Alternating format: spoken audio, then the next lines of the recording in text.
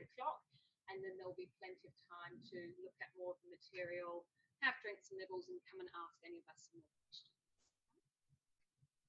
So first of all, kind of the reason why. Why have I invested so much time in the last 7 years to start a program like MS at Head Start? And really to start with, that when you get diagnosed with MS, no one gives you a manual. No one gives you any real solid information of this is how to live your life. Okay, there is a lot of information that can be given to you initially through neurologists and GPs and our support workers, but often through that time it can be really confronting and you never quite know where to turn first. The main thing is there's never real this, what should I and shouldn't do.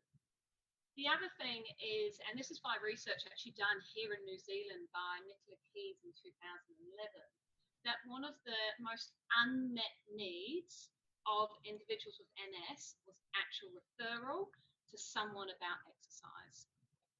Okay, so we know that individuals see neurologists, GPs, but how much are they being referred to the experts out there? So the poor referral rate is there, and obviously as health professionals, we really need to change that. And just actually out of interest, can you just pop your hand up of who here is a health professional?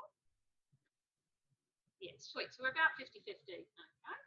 So, we know as health professionals that this is a population we can do dramatic things about and assist, but the referral rates are poor. The other real issue is the internet is an amazing thing, but it's really conflicting. Okay, and one of the biggest issues we have with exercise is fear. Okay? There is still this underlying fear that exercise will cause a relapse, and it absolutely will not. Okay, now as health professionals we know that, or hopefully we know that really well, but the individuals living with MS don't, and this is still a huge issue that we have, is trying to instill confidence with people with exercise and activity. But as I said about the internet, and this is not just for the individuals living with MS, that as an individual that I've treated people with MS for the last 15 years, there is so much inconsistency about what to do, how to treat them, how hard to push someone with MS. So these are all kind of the fundamental reasons of why a program like this has been developed.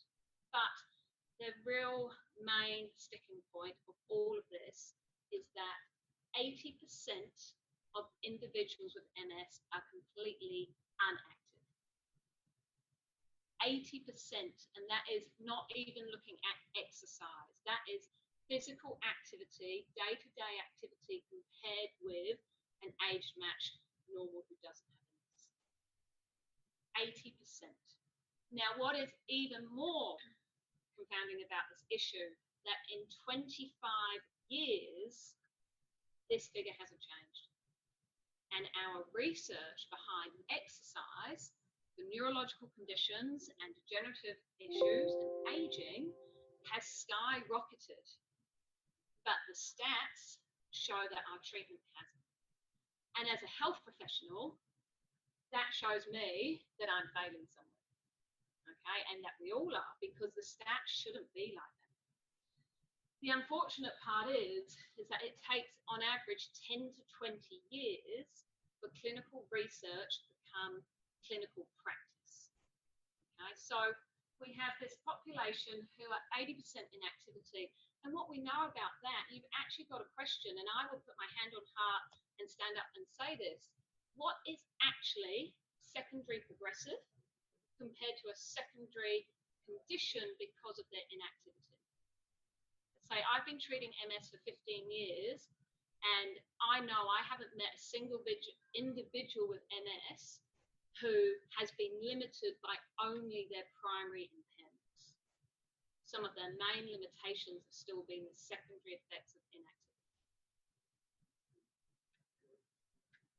So the other really confounding thing that's happened, so we've got this big, why do we need the program? But on a positive, so that was the real kick everyone down. But on the positive, neuroplasticity. Now, anyone here not sure what I'm talking about when I say neuroplasticity? Don't be scared. Yeah. So neuroplasticity is the formation of new neurons in the brain, rewiring the brain. 30 years ago, we didn't believe it happened. Now we know it happens, and we know it has absolutely changed how the neuro rehab world is working, how the medication is working. We are pushing for change. So in the MS population, what we have with neuroplasticity is two things. There's one, that we can always create a positive, but what you've got to remember is that there's always a negative. So when someone starts walking with a limp, they start making a habit of walking with a limp. And then they're neuroplastically got to keep walking with the limp because that's what they've trained themselves to do. Their left hand has gone weak, so they start using their right hand. And in the profession, we call it learned non-use, that they stop using their hand. And that is a negative form of neuroplasticity. And we know all of that is changeable by training them again, getting them stronger, doing things like constraint-induced movement therapy to force them to use them. The other real pivotal area, neurological protection. And this is probably the number one thing that has changed my practice significantly from 7 years ago, is the research to show that cardiovascular exercise, being fit and active, reduces axon dieback. So I'm not talking about, when we've got the word protection here, we are not talking about curing. There unfortunately is no cure for any neurological condition. So we're not talking about curing or stopping the disease progression. We are talking about slowing down the natural aging decline. So reducing axon dieback, which is significant at maintaining cognitive function, reducing memory issues. And that's just from exercise. And it's exercise, it's the only thing that really influences that. They haven't found a medication that can do the same thing. And what's really exciting in the MS population is this word called remyelination. So we know that MS is a demyelinating condition. So you get demyelination, okay, so the myelin around the nerve and tissue, that basically gets destroyed and is demyelinated. And I have been challenged about remyelination. Okay, well, how can an MS remyelinate when it's a demyelinating condition? When someone is in relapsing and remitting, when they relapse and they get better, they've remyelinated.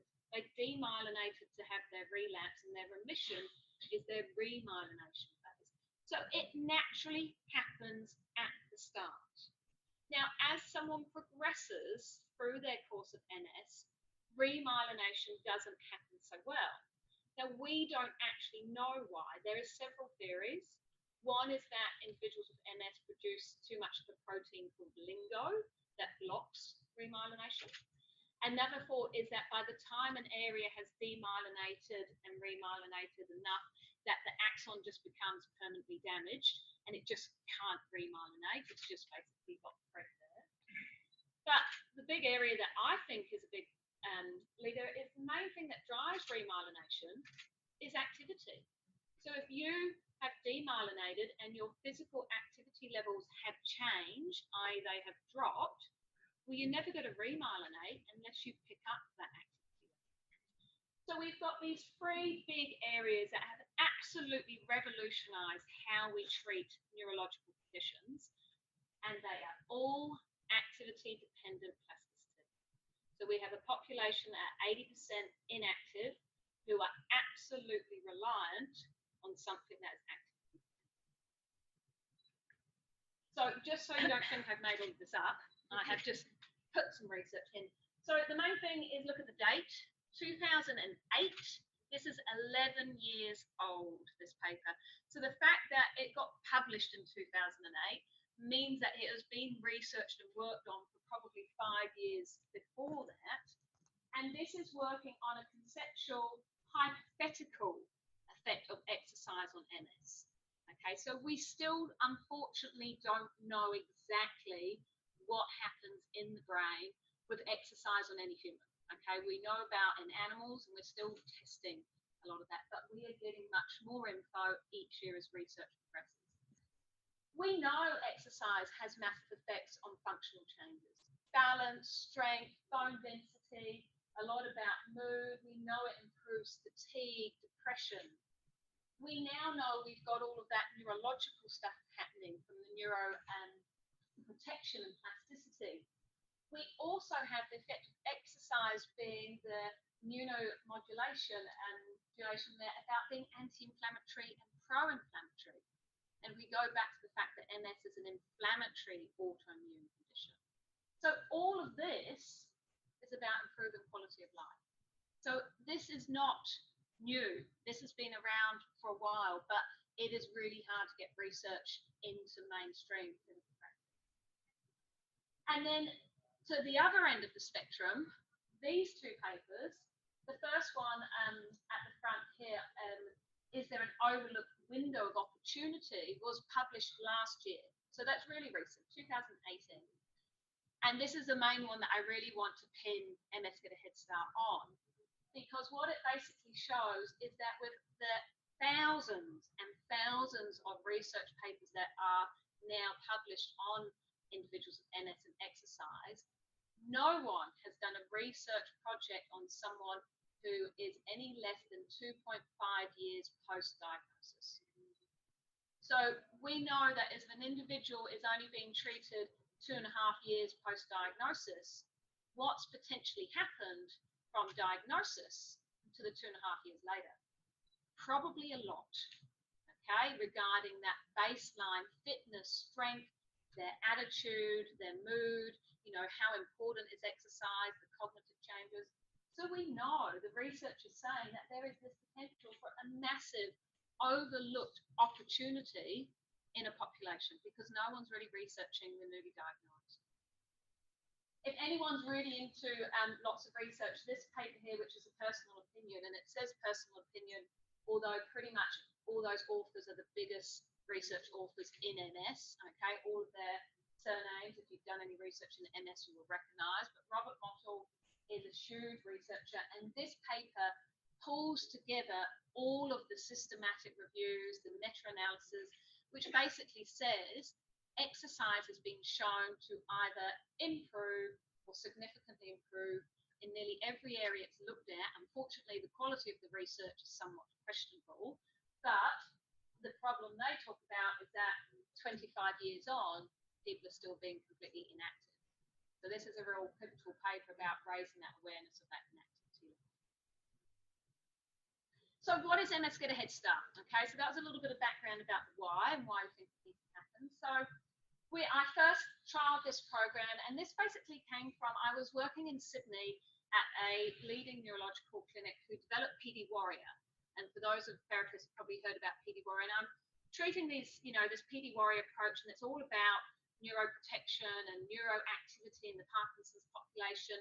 And there's me thinking, well, surely, if it can work for a Parkinson's population, why can't some of this high intensity stuff work for MS? So that's basically where I got going with the research, and we started this program. So for a lot of research, we came up with what we believe is the best delivery model. So it's therapist-led, okay? It is 6 weeks of 12 sessions, so 2 one-hour sessions a week. Hydrotherapy or land, we have done it in both settings and had fabulous results in both settings. It's a circuit class of high-intensity interval training, and I'll talk a little bit about what the exercise and the intervals are in a moment. But the real pivotal part is it's the 6 educational topics. This program is designed to build self-empowerment and basically allowing people to continue with the program. Okay, it's not a, here's a program, here's 6 weeks of exercise, see you later. It's about education, upskilling, building self-efficacy. So the aims of it is to instill hope, because I can absolutely guarantee when someone gets diagnosed with MS, probably one of the last things they think of at that time is hope. They think of, oh my God, what am I going to do now? So to start with some form of positivity, to empower someone that they can positively manage their MS, okay, to build that self-efficacy, because it's the confidence in exercise. Time and time again, I meet individuals with MS who are genuinely petrified to exercise, okay, because they are scared that something's going to go wrong.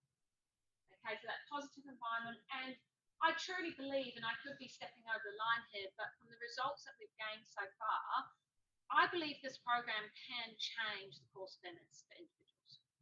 Okay, because I think if we can take people from an 80% inactivity and reverse those stats, we can only get a positive outcome. Oh, sorry. So the 6 educational topics, okay.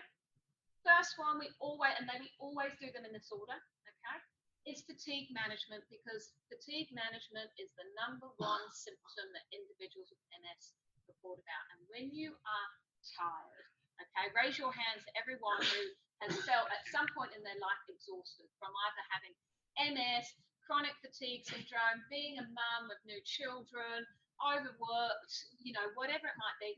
You are exhausted, and then you've got to exercise. Okay? It is hard. And this is why compliance is really difficult, because it's really easy to take a pill. It's really hard to lace up your trainers and go to the gym or go for that walk when you're like, oh my God, I just want to go to sleep. So if an individual isn't proactively managing their fatigue, and trust me, you can manage fatigue. The problem is you have to make lifestyle changes. And people don't like changing their life to manage fatigue. So it does happen, but time and time again, I'll be people like, oh, my fatigue's really bad. And I'll be like, so how are your 2 20-minute rests going for the day? You know, and they're like, oh yeah. So we talk a lot about fatigue. There's different types. There's neuromuscular, there's central, there's secondary. So we really educate people what it is and what they can do about it. Exercise prescription, I'll talk a little bit more on the next slide. Okay, so we really upskill people about what and how to do for helping that.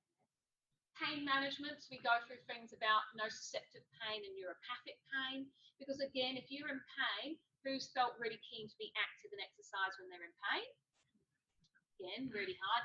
Unless you know that, oh, that's sore, that's neuropathic, the more I work into that, the easier it would be. Cognitive and mental health management, psychological well-being. This is a really good section where we don't only cover what to do to help executive functioning and cognitive functioning, but also how is that individual managing stress, anxiety, depression? How are they actually looking after their mental health? Because stress, anxiety, and depression are all inflammatory in nature and will all make your MS symptom presentations worse. Other services is a really great one where we pull in what we call the multidisciplinary team or the interdisciplinary team. So we educate individuals exactly what does an occupational therapist do? What would a psychologist, a counsellor, a nutritionist, an acupuncturist, a massage individual, so that people know that what services are out there, what are the types of people, like an orthotist. When I say orthotist, people are like, tooth person? I'm like, no, foot person. Okay, to help with fatigable foot drop splints. Okay, so there's lots of people that you just don't often know about. And the last one, again, is a very pivotal part, that the where to from here. So through the 6 weeks, we encourage individuals to complete a self-reflection every week. What have they learned? They're recording how much exercise they're doing. And by the week 6, they are planning their schedule and their program to carry on when this finishes. So the idea is that they should have the tools, the knowledge, either the home exercises, the pool exercises, I'm going to go and do my local yoga class, so they know exactly how to keep this going. So it's not a case that the program stops and they stop. So the exercise prescription, so this is where, again, we draw on a lot of evidence, okay? So we pull together basically 6 core principles. If an individual can learn what the 6 core principles are to exercise for MS, they're going to be ticking the boxes. We need high intensity. We need individuals to get puffing and panting out of breath for neurological protection. Because when you get puffing and panting out of breath, that's when you release all the brain drive, neurotrophic factors, and all the good things to reduce that axon diaback. It's also when you get your strength changes, when you are working high intensity, that you're like, oh, God, that's getting heavy, that you start getting changes. But a lot of people are scared of working hard because they're scared that they might damage something. So we need to really build that trust. However, due to neuromuscular fatigue, individuals with MS cannot work hard for long, okay, because they get neuromuscular fatigue and then all sorts of things happen. They trip, they lose their balance, they get double vision, all sorts of things happen, and they go, not comfortable, don't want to keep doing this. So then what happens is that we go to interval training, okay? And I'll talk about how to get a head start intervals happen on the next one. So you can't do high intensity without intervals. It doesn't work, okay? They fall over in a heap. Tried it, seen it, doesn't work, okay? Specificity, now this is just touching on the fact that every individual with MS is completely different. It's a very unique condition that you can have a plaque anywhere in the central nervous system and present absolutely differently to every other person in the room that has MS, okay? So as a therapist, we need to be making sure that this program is directed at the individual, hence why it's therapist-led. Frequency, so we know you can't bank exercise. You used to be an Olympic marathon runner 20 years ago. That was great. It makes no difference now if you haven't done anything for the last year. Okay, so we need to install that frequency of exercise. Challenge, if you keep doing the same thing and expect different results, then you're a little bit foolish, okay? Things need to be challenging if you are going to change either the neurological or the muscular system, okay? If something's really easy, then don't expect to achieve a change. And the last one is fun, okay? Trying to make the group fun. What we found in the group that I've never run a group and people haven't all kind of migrated to support their own little network. It's been really interesting how people have all kind of connected in. And that is that whole kind of building that kind of connection through everyone. So how do we run the intervals? First week, 10 seconds. Okay, we do 9 exercises. I repeat each exercise 3 times. Now that 10 seconds, everyone's like, well, 10 seconds, you kind of start. You can do about 1 or 2 sit stands and then you stop. The whole idea is that everyone in the group, whether they are as fit as a fiddle or they haven't exercised for 10 years, leaves week 1 with a sense of achievement. Because that's massive. Most people with exercise, if they haven't done it for ages, get scared straight away. The fact that everyone starts on something really low, just kind of get a little comfortable with turning up in some workout gear, doing some exercise, going home, go, oh, I can do this. The next week, it starts ramping up. And as we go through the weeks, it gets more. Now, I won't go into it now, but we have obviously lots of fallback issues if someone can't cope with going up. Because if anyone has done circuit training at 45 seconds exercise, that's hard work, okay? And we deliver the education between the rests. Now, the rests are at least the same as the workout. So it's always a one-to-one, if not more than a one-to-one. So the results. Now, I was going to kind of make up a story about how I'd run out of time to make this look as a pretty graph. That would be lying. I've got no idea how to make this look like a pretty graph. I'm not a researcher. I am a clinician. So, and to break it down a little bit so it's a little bit more understandable, I have abbreviated the outcome measures. We have got copies of all the outcome measures we use on the table. So fatigue severity scale, the 12-point MS walking scale, which is a self-assessment scale of their walking, a self-assessment scale of management, so self-efficacy of chronic disease management, a quality of life. We do sit to stand. I've just done the 10-meter walk fast because that really shows difference in results, and the 9-hole peg test, which is a hand dexterity test. Okay? So what's interesting here? So one pre and post. So this is participant 1, before and after. Participant 2, participant 3. So we had 3 lovely ladies who completed this program just before Christmas. Participant 1 was 24 years post-diagnosis and had been walking with a stick the last couple of years. Participant 2 was 10 years post-diagnosis and came in on a travel scoot. Okay, so one of those little motorized scooters. Okay, and participant 3 has been diagnosed for a year. So we've got a really nice spectrum. Now, the program is designed for those who are minimally impaired and newly diagnosed, but this shows you it can be applicable to anyone. You just can't run the group class necessarily with someone who is newly diagnosed and someone who's potentially wheelchair bound. I'd recommend running a group for those with wheelchair confinements and then a more high level one. So you just can kind of get your groups to work. Now, to make it easy, I have highlighted in yellow and gold the significant improvement in an outcome measure. So what we can see in our individual here, one that we've had an improvement in fatigue severity, which is great because most people think exercise will make their fatigue worse. So anything that doesn't make it worse is positive. So we've actually got an improvement. We have got a massive change in self-management confidence and quality of life. And I don't know about any other therapists in this room, but the reason why I do my job is to change quality of life. I don't really care that much about how much faster they walk and bits and pieces, because if I'm not impacting this, what am I actually doing? So the fact that we have got nearly a 20-point improvement, some of those figures, in 6 weeks is massive. Okay, and we have got massive changes in a 10-meter walk test, and even in a hand dexterity test. And we don't train hand dexterity. We're doing things like bicep curl, shoulder press. Okay, so it shows you the systemic effect of exercise.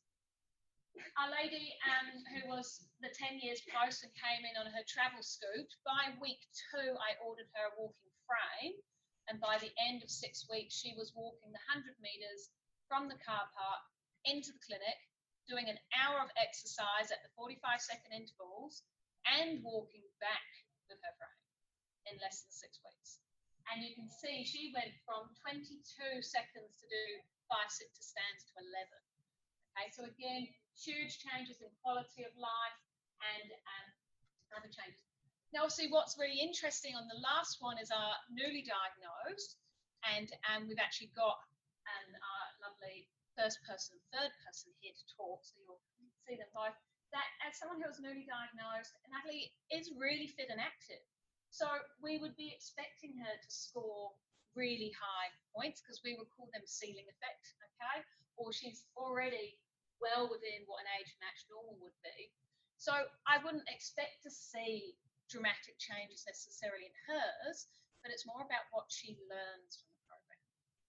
So that's the results on the figures, but I'm actually now going to introduce both Vanessa, who is our person 1, who's had MS for 24 years, and Natalie, who's been diagnosed for a year, to actually come and talk to you about their opinions, because I think that is a lot more powerful than what I'm going to say.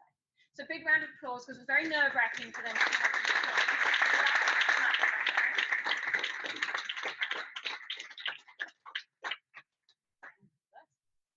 So they've been prepped a little bit, so they've done a rough. So I'm just going to ask them a question. They're just going to go a bit of free fall.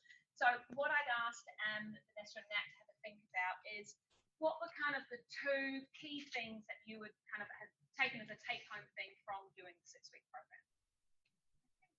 I think mine was 2 small things were the neuromuscular fatigue thing. That was really very sort of like a revelation to me, because obviously as my legs are weaker and I can't walk as far, I'm upset, and when you explained it all to me how the muscle works, and we did the interval training and I got stronger and I felt much more hope, you know, instead of just having my muscles get weaker and weaker, they were getting stronger and stronger. So that was really exciting. So interval training.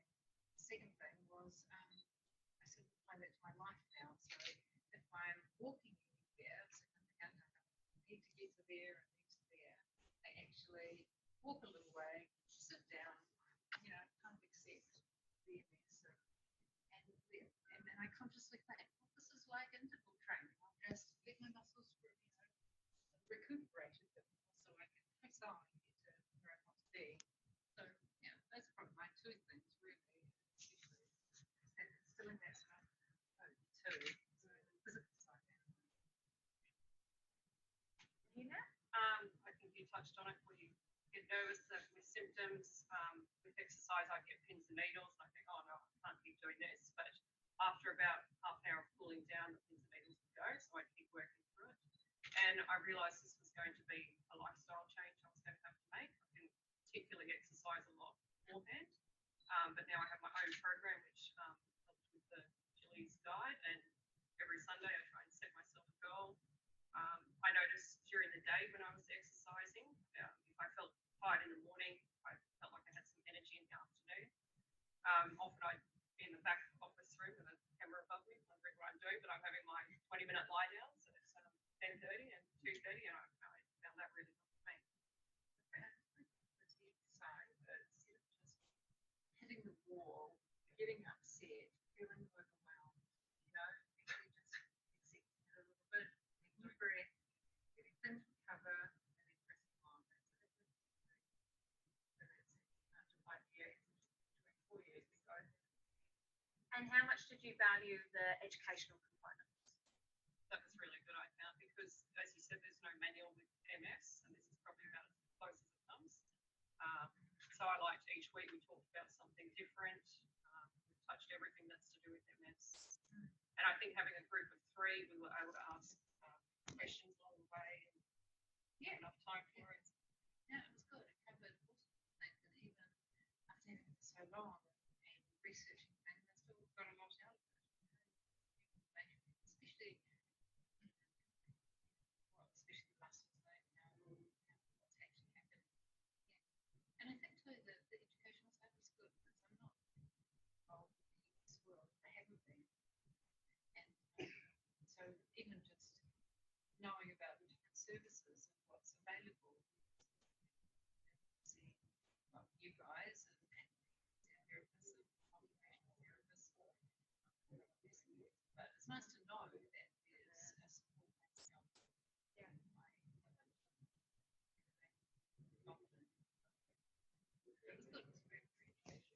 And how did you find doing that kind of high intensity interval training? Because I didn't shout at you a lot. Like they work hard. I'm quite mean if you haven't quite got that. I'll come back for more. Yeah, there you go. Come back for more. I signed up for another 10 weeks to try and get even more. But good. And it was, I was so excited after the last few years of feeling like my muscles are getting weaker and to actually start getting stronger and having that hope again. And kind of changed my thinking from what I had lost to what I can do. I do have strength. Good. And I often think of, I think I've said this to you before, I often think of you while I'm sitting there on the row machine saying, are you getting out of breath? So do I. Sure. So do I. I think, what's the posture doing? Am I kind of, hobbling along, or am I, Julie said, walk. Your arms do the walking.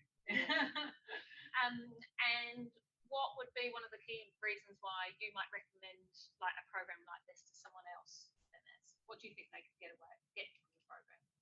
I think just to get into that routine, start it straight away, because you don't know what's going to happen.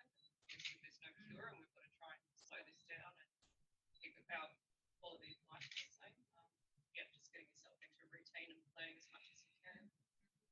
Just the whole thing. So it covers all the bases, really. It covers everything.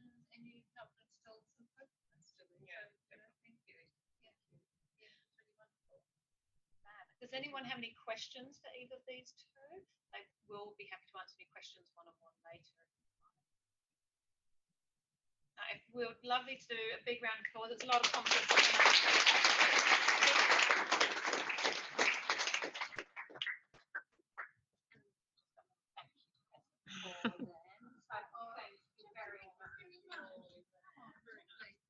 Now, if everyone just wants to have a little stand up and a wriggle round, we're actually now, I'm going to introduce you to Abby in a second, but I'm just going to load her slides up. So just have a little wriggle. You need to grab a drink too.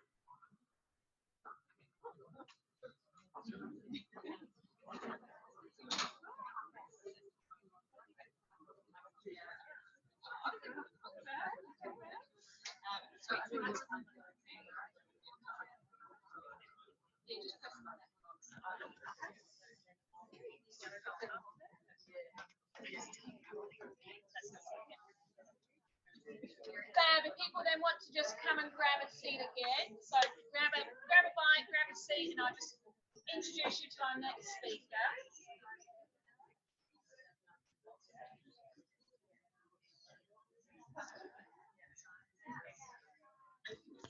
Maybe stop. and say to the camera, everyone's just going to get food. Back in a moment. Make You sure might you just want stand to be, there. be wise of Yeah, your food rather than choices over there. before the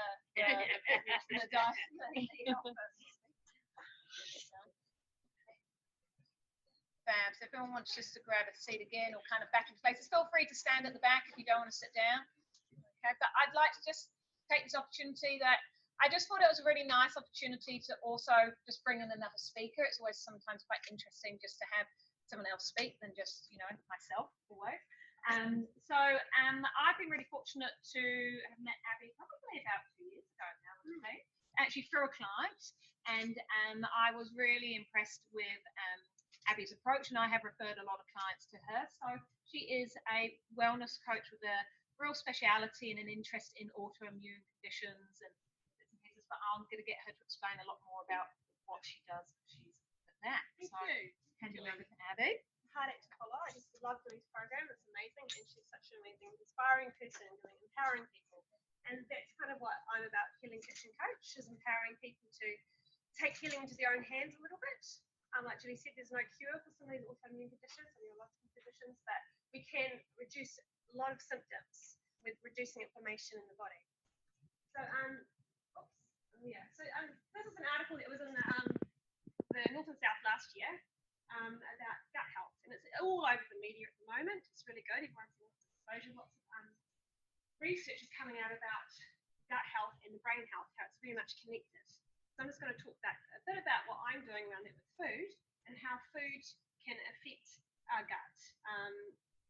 Stress affects our gut, antibacterial, like antibiotics affect our gut. A lot of things affect our gut, but we can, if we do eat for our gut health, we can reduce quite a lot of symptoms like immune system and diabetes and autoimmune conditions, which is immense.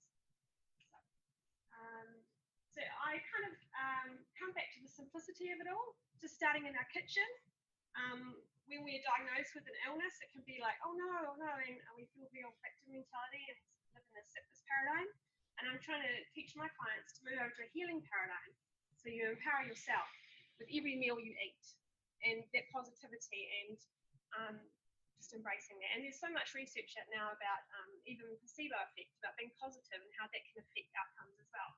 But so this is a picture of, I think, Bhutan. Yes. So this is what they eat in a week. This family. You can see here it's mostly vegetables and grains and rice. And this is up in I think Guatemala. And so the reason why I'm showing these images is because people in these countries that are quite remote still live off pretty much a primal diet. They have a very healthy microbiome. Now, a microbiome is our DNA, literal DNA of our human DNA inside our microbiota, our germs and our bugs. And it's very important that we keep as many diversity of them as we can, because that is our immune system defense. And in the West, we have lost 50% of our immune system. We've lost 50% of our DNA because we've lost 50% of our microbiome. And that's because of various things, mainly antibiotics and the way we live, germ-phobic, but also because our diet has changed. We're not eating vegetables as much as we are. We're not sourcing stuff from the land. We're buying it via a supermarket. And a lot of it's processed. As you can see, all these cereals and grains are highly processed. And we eat quite a lot of meat, which is fine, but in comparison to vegetables, quite a lot more. And this is an Auckland family, I think. No, it's not Auckland.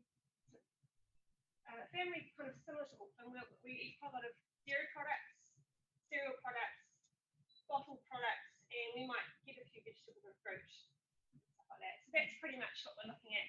And what I'm teaching my clients is how to go back to living like Guatemala and Bhutan, trying to bring this back into our daily life, because creating that variety and seasonal as well. Like if we eat the same salad all year round, it has to be imported from other countries, it has to be grown in different conditions. So we have a tomato salad, with a bit of cucumber and lettuce, and that's it for our vegetable base. We're not getting enough complex fibre. We're not getting enough of those different types of bugs. But it's also how we prepare our vegetables. So that's where I come in. So the human microbiome is the trillions of bacteria. What I teach is a mixture. To be totally transparent, I'm not actually qualified and researcher in this type of stuff, but I have been researching the latest research that's coming out. Dr. Wellman is one of my heroes, mainly because she's worked with MS, and also I worked with the plant paradox, autoimmune protocol, and body ecology from Dr. Donna Gates. And Dr. Donna Gates in America, she introduced fermentation to America 50 years ago. And now it's become this big fermentation thing, which is great. We're introducing it back into our culture. And next week, there's a fermentation festival here at Auckland. So I encourage you all to pop along. It's down at the cloud, I think. And you can go along and see all the different ways we can ferment our food. Because ways we get those bugs into our gut is by fermenting our foods and eating that diverse range of vegetables. So Dr. Wells, she studied herself as she was the first person in the world to get a research grant looking at food as nutrition. That was 10 years ago. And she from then has developed. So this is her in her wheelchair MS, and that's her after her program. But she does intensive exercise. Intensive. I mean, I follow her on Instagram, and she's still today swimming intensively, and she's fully chopping up her vegetables, and she's doing this every single day. She's in her light sauna, and she's amazingly positive. But she is keeping her MS at bay, and she's able to have a life quite normal, but she has to work at it, and it's a lifestyle change. And that's what I teach my clients, is that there's no quick cure for this type of stuff. It is a lifestyle change, but you can have a really good life, really happy life, and positive. And when you eat these type of vegetables and you have a life full of exercise, you feel positive. You can only but feel positive because you're getting all that endorphins and all that stuff. So this is what I'm trying to promote. I have 2 teenage boys, and one of them doesn't eat much vegetables, the other one's fine. But yeah, it's just, the more vegetables I have in the house, the more I present towards my children, and I eat as well. I also grow a lot of my greens, and I encourage people to grow. Got someone here from Eco Matters who does gardening there, and growing your own vegetables means you get your vegetables very fresh, or a farmer's market. Because they've been proven now that when you pick a vegetable, within 24 hours, you've lost quite a lot of nutrients. Within 4 days, you've lost up to 70% of its micronutrients. And what Dr. Wells was studying was the micronutrients in the food, in the vegetables, actually directly feeds the mitochondria, which is the energy part of the cell, which gives you energy. So that's vital for when you have MS or when you have any autoimmune condition, is the fatigue. I have 2 autoimmune conditions, and I combat that with micronutrients. How much micronutrients? There's a lot of micronutrients. So how I do it is I look at my plate, and I teach my clients this. I run cooking classes down at Devonport once a month at the Soul Sprite Cooking School there. I just ran one last week on fighting inflammation. And it's just presenting to people, it's like we need to eat our alkaline foods. And most of the diet from our normal New Zealand Western diet is very acidic, and we need to just come back to looking at a plate full of vegetables and then a little bit of protein and fats and stuff. It's not a plate full of carb or a plate full of pasta and a little bit of vegetables on the side. It's kind of flipping the plate over, looking at it differently, and it is a lifestyle change. But once you get used to it, it's quite delicious, and you'll feel good. Most people who start, they think, oh, this is so much work, so much food prep, but then you actually, once you start feeding yourself vegetables, you'll start to crave them, and your taste will change, your taste buds will change, and you'll eventually really want these things. So they actually done research. If you start eating broccoli, to force feeding yourself eating broccoli, the next week after you'll start craving broccoli. So it's just habits. You've got to take, they say it takes 21 days or 63 days to create a habit, and you just got to do that. And I recommend just try and implement it. Okay. So how I do this is, Dr. Wells, she talks about this as well, 9 cups of vegetables a day. That's 3 cups of leafy greens and 3 cups of brightly coloured fruit. So I'm eating fruit as well as that, and then the salt rich as well. And I notice huge difference. My symptoms 50% go away. And I'm also incorporating Dr. Gundry's plant paradox. I was doing this before he brought the book out, but he's talking about the lectin on our vegetables. So not all vegetables are the same. There's a lot of vegetables out there that can cause inflammation. And if you already have an autoimmune disease, what can happen is it could have come about in various ways. So it could have come about from a gut that had been impaired. And so if you are eating a high lectin diet, which is a lot of grains and a lot of vegetables that haven't been treated properly, like, for example, anything grown on a vine, is mostly from South America. You've got your cucumbers, your tomatoes, the squash, all your nightshades and eggplants and things like this. They all have a protection around their skin, a lectin, and in the seeds as well, the babies, the plant, the seeds. And they have a slight toxin in it called anti-nutrient lectin. And when you consume it, it builds up. It kills insects, but it doesn't kill us. And so these are the type of things how you prepare them. Like you can peel your cucumbers and de-seed them. You know, I don't eat any nightshades, and all of my inflammatory conditions around my sinuses have disappeared. Don't get hay fever. I used to have quite chronic sinus infections. So all this stuff, but if you're one of those type of sensitive type people, which I think some autoimmune people are, you have allergies, the elimination diets can be quite helpful, like to go through the autoimmune protocol, which is another form of diet. And the Wells protocol is like that. It's an elimination diet. And then you can introduce things back in when you know you're not allergic to them. And eating lots of vegetables is the way to do that. So yeah, so I just teach down at Soul Sprite Cooking School. It's in Devonport once a month. And I also do one-on-one coaching and run occasional workshops. So I can come into clients' home. I've got 2 clients at MS and go in and teach them how to cook, or teach the carers how to cook on the plant paradox or the Wells protocol, and just bring about reduce inflammation. It makes you lose body weight as well. It makes you fitter, and yeah, it just brings around that positivity. And then from there, I go into other stuff. The kitchen for me as a wellness coach is a starting point to empower someone.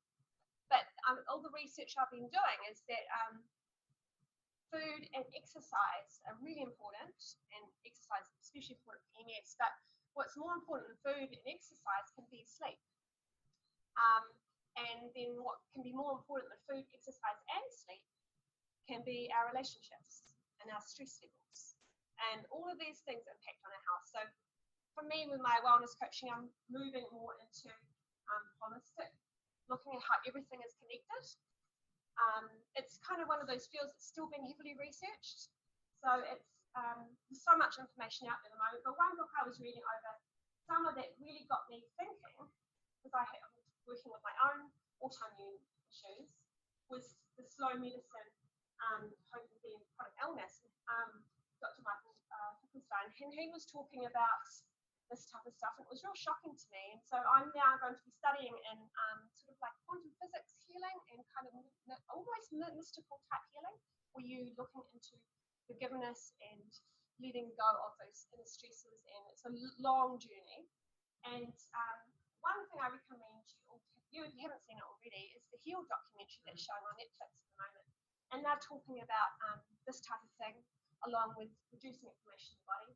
And Dr. Lipton is actually out in Auckland next week. He's talking at the Soul Chiropractic, and he talks in this documentary. It's free on Netflix. If you get Netflix, I recommend it, watch it, and it just talks about that. So that's sort of like where I'm heading with my healing kitchen coach. That the moment, the food for me is one way that we can empower ourselves. And it's, you know, we all have power. We have a certain amount of money we can buy a week for food, and it's just getting this knowledge and applying it, and then you have them. You're empowering yourself with what you buy and how you prepare it, and yeah, empower people. Thank you very much. Thank you.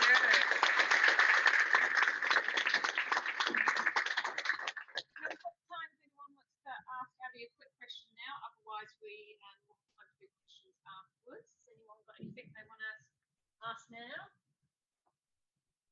So I'm always all go. And for the 9 cups per day, are the vegetables allowed to be cooked in any way, or is it better if they're not? I actually, it depends on your constitution. You know, like I'm a Ayurveda, I'm butter, so I can't have cold food in my stomach. It is better to prepare. The kale should always be cooked. Yeah, and yeah, definitely a bit of both. Yeah, definitely. I find Abby's taught. I've listened to her talk a couple of times, and I think this whole movement forwards on gut microbes and just the impact of what we put inside is fascinating, and we're just always learning new things. So thank you very much for your time. So Abby will be around for the chat in a little bit. You might all be thinking twice about the cheese and the brownie that we just had. Okay, so just a couple, a little bit more from me, and then we'll be done. So really what tonight is about is actually the launch of the online instructor program, okay? So MS Get a Head Start, it is a therapist-led program. So any of you here who are a health professional, so physios, OTs, personal trainers, exercise physiologists, this program it's all online based. So it's 14 webinars. So hopefully you enjoy listening to my voice, because you have about over 10 hours, okay? So 14 webinars, and you have got access to, we've got 110 reference articles that supports the program, which we've got copies over with Petrie there. There is 24 preloaded exercise programs, so you don't even need to think as a therapist who might be really busy day to day that, oh, yep, I've got my circuit class today. We've even given you all the exercises that you may need to do. Okay, you can even come up with all of your own if you like, as long as you do it. There's a few rules and regulations we have, like it is a trademarked name. It can only be called MS Get a Head Start if it's 6 weeks, 12 sessions, twice a week with the educational opponents, going from 10 seconds to 45. Okay, so there's a few rules about that, and that's just from a research point and just protecting the name, that we don't want people going off and doing a 12-week program starting at 45 from week 1, because that's not where we produced our results. So lots of exercises. We've got the client and the clinician and manuals, and when I said no one gets a manual when you get diagnosed with MS, well, we have now produced the manual. Okay, so we've got copies. Please don't take these copies home. They're just good to have a look at. But have a look. It's got all the education in there. It's got the weekly reflection bits and pieces. So do have a look at that. For therapists, knowing how busy therapists are, you have a quick reference guide. So when you're suddenly like, week 2, what do I need to do? You've got your quick reference guide there. We've got all the MS specific outcomes. So basically, when you complete the course, so say it's 14 webinars, at the end of each webinar, there is a short quiz to make sure you listened and you didn't fall asleep. Okay, and when you finish that, you then get access to a resource page. So we give you all of the exercises, the references, we give you the outcome measures to use, we give you marketing material. All of these are downloadable and print ready. The flyers that you've got, we've written GP letters already for you, so all you need to do is add in a few little bits of your own details of where your clinic is. When you complete it, so the program is that, as I said at the start, that I feel as health professionals there is a real inconsistency of what is the best way to treat individuals with MS. So this is what this program is. You do not need to run an MS Get a Head Start program. Obviously, that would be my wish. But as a health professional, to actually just invest some time and energy into upskilling yourself of what is the latest evidence-based approach to treating MS is the first part of this. The second part is that, obviously, if you wish to provide the program, absolutely, you can go and provide the program as long as it's delivered as quoted in the program. And you are accredited for 2 years, and at the end of 2 years, then you will have to do a refresher, and the refresher will just be a 1-hour webinar of basically staying upskilled, because this program will change, because we're going to keep up to date with the evidence. You know, what we're doing now might be quite different to what we're doing in 5 years' time. So to make sure that anyone who completes this program keeps up to date, that it will be a nominal cost of maybe just $50 to re-register and to go from there. And you also, if you're going to provide it as a program, you can also become listed on the website. And if anyone's visited the website yet, you'll see that's a whole find provider page on there as well. We've got we've already got a provider in Coffs Harbour that has gone up as well. So we've already crossed the ditch, which is exciting. So we've got Petrie's just on. If you haven't been over to meet Petrie yet, she is my colleague and partner in crime. So she's got copies of a lot of the material there, and on her computer you can have a little look at what the webinars actually look like as well, if you want to have a look at that. Also, when you've completed it, we've managed to talk a few things that as a therapist you can get a a 10% discount on wholesale price already of accessing the equipment that you use in the MS Get a Head Start program. So there's a few extra little bonuses and stuff that happen when you go through. So the vision of this whole program is to provide a life-changing, therapist-led rehab program to anyone living with MS around the world. As I say, it is designed and developed towards that newly diagnosed, okay, but we know we've got a huge amount of mopping up of the 80% of inactivity first before we can only go for that newly diagnosed. And I truly want to push this program to be a fully funded system. I believe it should be in the DHBs and the National Health Service. You get diagnosed and you go into this program, okay, because I believe it will change the prognosis of people's MS, and you shouldn't have to pay for it. It should be publicly funded. It will take time. It will take probably a really massive multi-centered research trial, which is in process, but it took me 7 years to launch it. So the research trial was probably at least another 5. So it will take time, but if you come from a DHB, you know, let's get talking, okay? If you are at one of the societies, we're really going to try and push it. And really we want it to be the first choice where health professionals refer to, so that if you are MS Get a Head Start accredited professionals, neurologists, doctors, GPs, nurses, know that you have the up-to-date skills to be treating this population. So that's our vision. Thank you very much for listening. We're not too bad on time, 2 minutes to go. Okay. And if there's any big questions, feel free to ask now. Otherwise, we're going to hang around here for at least another half an hour. So if people want to come up and have a chat about their own and, you know, how it might work in their own clinic, or if you have MS. So as I said, Petrie's got a lot of the content over there. If you do have MS and you're really interested in actually completing the program yourself, I have my lovely husband at the back there, Glenn, who is happy to just take your name and contact details. We do have our next program starting on the 3rd of April, okay? And we run them different days and different times. So if you know that you work full time and you want a first thing in the morning or after work, just let Glenn know and he'll make a note, and we will do our best, because we can be flexible and we just run these programs throughout the year when we've got enough people to fill. And definitely do obviously help yourself to a few more. Cool. Where do you run your programs? So yes, sorry, I'm based here in the Millennium. So we're down in Health Zone. So if you just carried on past reception on the main floor, past the cafe, we're in the back there. So we use a small clinic room. So our land-based class is reduced to only 3 people in the class, just because we don't have much space, which does make it nice and cozy. And then the hydro pool, we use the big pool on the other side, not this building, and we take up to 6 in the hydro program. And there's a hoist entrance and all that as well. So the therapist program, so for health professionals to get 14 hours or so of content, it's $499. Okay, which I believe is actually quite an amazing value. I did a lot of costing. And for the program that me and Petrie provide, that an individual has to do a one-on-one first. No one can start the program straight away. So our one-on-one cost is $169 for an assessment, and then the program is $600 for the individual. So it works out to be $50 a session.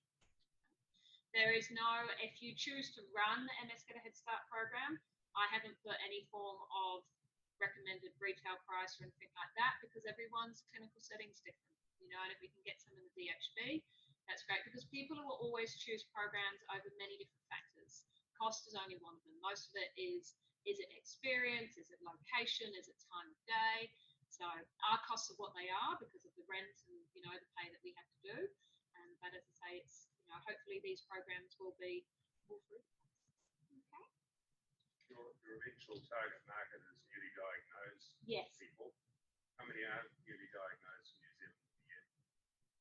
I'm going to actually ask the president of a society there, because Neil could probably, would you? So the question was, how many newly diagnosed do we get roughly a year? 50 in New Zealand? Well, there's an argument about this at the present time. Some research we did a couple of about 2012 were just over 200 in 2 years, but for another 200 with first attempt on the Iceland, so about 400 over 2 years, so probably 200 a year. 200 a year. In Auckland. Thank you. But as I say, we've got a lot of See, living with MS who can all be participating in programs like this. Awesome. Well, thank you very much, and say we'll hang around for questions and bits and pieces, and all have a safe drive home. Thank you.